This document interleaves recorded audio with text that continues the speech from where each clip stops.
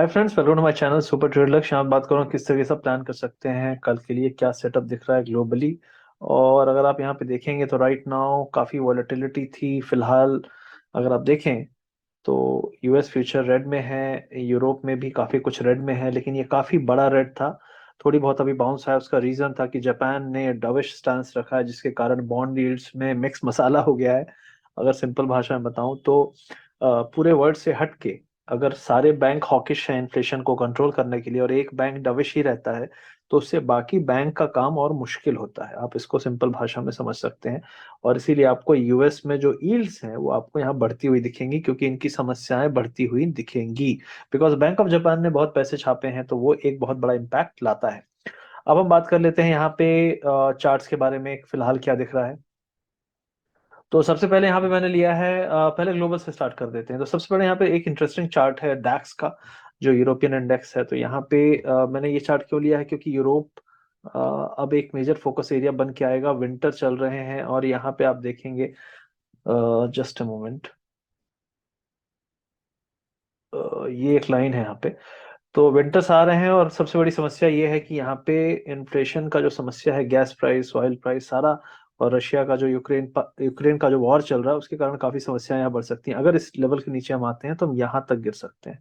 तो यहाँ पे काफी बड़ा लेवल ओपन अप हो जाएगा, ऑलमोस्ट 10% का, अगर हम करंट लेवल से नीचे गए। तो ये एक पहली चीज है जिसपे आपको नजर रखनी चाहिए।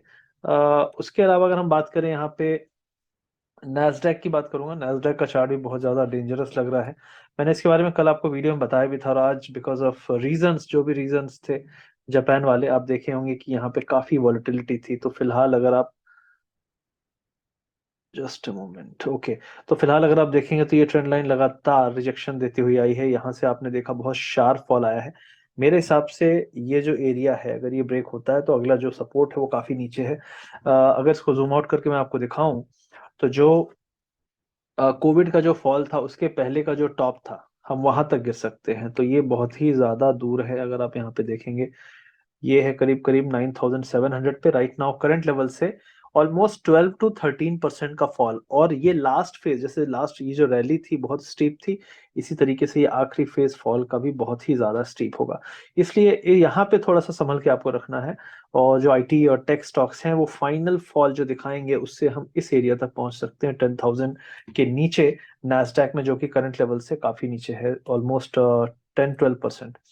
उसके अलावा अगर डाउ जोन्स की बात करें, तो डाउ जोन्स ने एक रिसेंट में जो स्ट्रक्चर बनाया था, उसमें हमने जो एक रेजिस्टेंस ट्रेंड लाइन थी, उसको ब्रेक करके हम यहाँ पे हमने उसको ब्रेक किया है और वापस से हम गिरे हैं यहाँ पे। अब दो चीजें हो सकती हैं, यहाँ से अगली रैली स्टार्ट हो सकती है, इसको ब्रेक डाउन करके हम वापस से इस नीचे आ सकते हैं। नीचे अगर आप चैनल की बात करें तो यहाँ पे एक वाइडनिंग चैनल है। तो वाइडनिंग चैनल पे हो सकता है हम काफी, ये नया लो भी, इस लो को भी हम ब्रेक कर सकते हैं। तो पॉसिबल है यहाँ पे होल्ड करें, लेकिन अगर ये ब्रेक होता है तो समझिए कि जो अगले 2-3 महीने में सारे लोग एक्सपेक्ट कर रहे हैं, इन्फ्लेशन बढ़ेगा, रिसेशन आएगा, और ये सब चीजें मैनेज करना मुश्किल होगा फेड के लिए। तो डेफिनेटली ये एक बड़ा ही कठिन समय आने वाला है मार्केट्स के लिए भी। और वो ऑलरेडी आपको नैस्डैक में, टेक सेक्टर में दिख रहा है। तो मैंने इसीलिए सबसे पहले टेक सेक्टर का आपको दिखाया, और आप देख सकते हैं ये बिल्कुल टेक्निकल प्ले है। आप यहाँ पे देख सकते हैं ये ट्रेंड लाइन टूटी, वापस से हम टेस्ट कर रहे हैं, यहाँ से रैली भी शुरू हो सकती है, और यहाँ से हम वापस से इस एरिया में आ सकते हैं नया लो बनाते हुए। तो ये हो गया डाउ जोन्स। इसके अलावा इंडियन मार्केट में अगर हम बात करें तो सबसे पहले आईटी की बात करूंगा। आईटी के बारे में मैंने ऑलरेडी आपको कहा है कि वीक रहने वाला है, अगले पूरे साल रहने वाला है।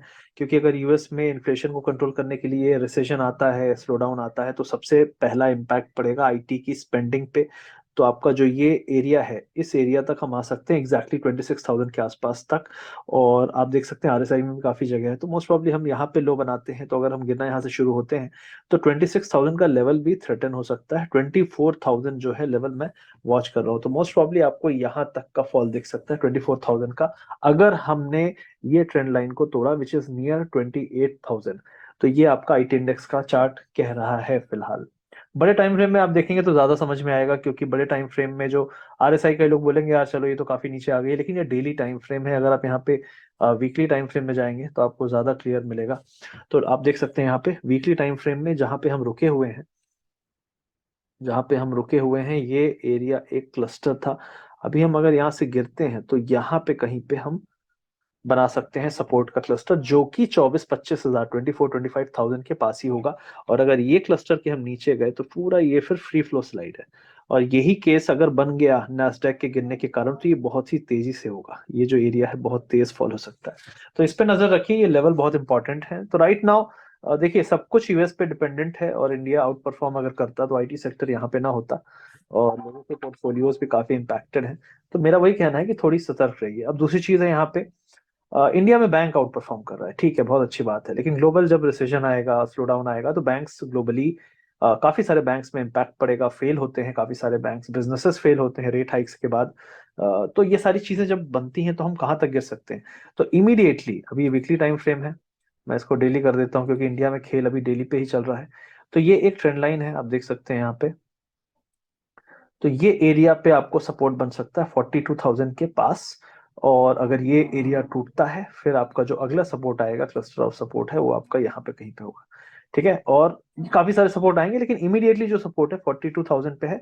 और उसके बाद जो सपोर्ट आएगा आपका, वो आएगा अप्रोक्सीमेटली 40,800 पे। तो ये दोनों सपोर्ट, मैं क्यों बोल रहा हूँ कि ये आएंगे तो बहुत तेजी से आ सकते हैं, क्योंकि आप अगर पास्ट देखेंगे जो पुराना था, तो ये हिस्सा आप देखिए, तो ये बहुत तेजी से ही होता है, 3 4 5 कैंडल में ये खेल हो जाता है। तो यहाँ से अगर गिरना शुरू होता है तो यहाँ तक आपको 3 4 कैंडल में ही बड़ा फॉल दिख सकता है, और ये कभी भी शुरू हो सकता है।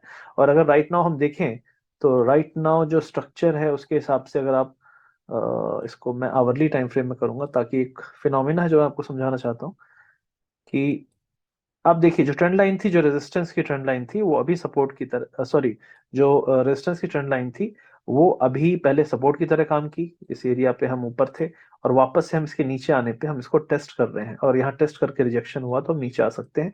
अगर टेस्ट करके हम ऊपर गए तो फिर हम अप ट्रेंडिंग मार्केट में आ जाएंगे, 44,000 भी इजिली क्रॉस हो जाएगा। तो ये दोनों चीजें आपको यहाँ पे ध्यान देनी है। उसके अलावा निफ्टी की बात कर लेते हैं। तो निफ्टी में अगर हम जाएंगे, तो निफ्टी में ये कि ये चैनल बना हुआ है, इस चैनल पे हम फिलहाल ट्रेड कर रहे हैं। इसका लोअर एरिया जो है आपका 18,000 के आसपास है। तो अगर हम यहाँ पे सपोर्ट, ये जो आज हमने बाउंस देखा है, अगर ये जेन्युइन सपोर्ट काम करता है तो ठीक है, फिर यहाँ पे कहीं पे बेस बन जाएगा। 18,250 से लेके 18,400 के बीच में बेस बनेगा। लेकिन अगर 18,200 का एरिया फिर से टूटता है, 250 का एरिया, तो most probably we are going to 18,050। और 18,050 के नीचे ये जो क्लस्टर है, ऑलमोस्ट 17,900 800 तक, वो भी टेस्ट हो सकता है, क्योंकि वहां पे आपका 20 week moving average almost test हो सकता है। उसके अलावा मिड कैप की बात करें, तो मिड कैप एक ट्रेंड लाइन पे चल रहा है, ये देख सकते हैं आप, बाउंस आया है, लेकिन जो ये ऊपर से फॉल आया है इसके बाद ये बाउंस बहुत छोटा है।